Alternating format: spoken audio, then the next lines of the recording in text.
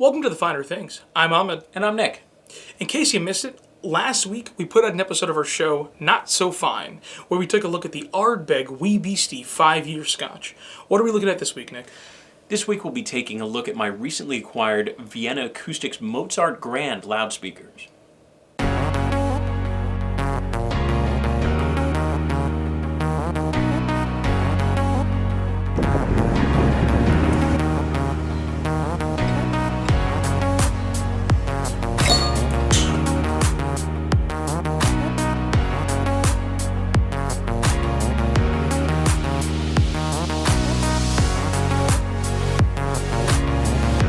So, Nick, Vienna Acoustics, tell me about them.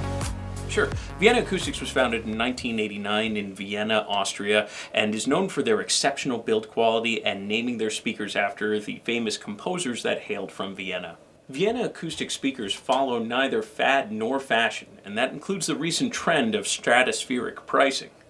And they're known to make speakers as beautiful looking as they sound, and the Mozart Grands are certainly no exception. So the Mozart Grand specifically, tell us more about that model. Sure. The Mozart Grand debuted in 2005 and had replaced the original Mozart speaker, which had reigned since 1997.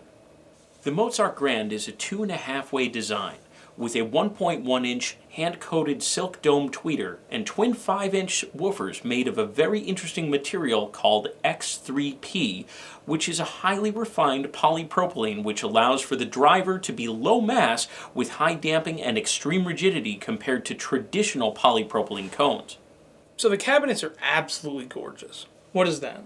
So the cabinets are finished in a real rosewood veneer, and they have a 1.5-inch front and rear baffle with 1-inch sidewalls. The cabinets are very rigid, which allows for the drivers to sing without the cabinets interfering. So, they look nice, but how do they sound?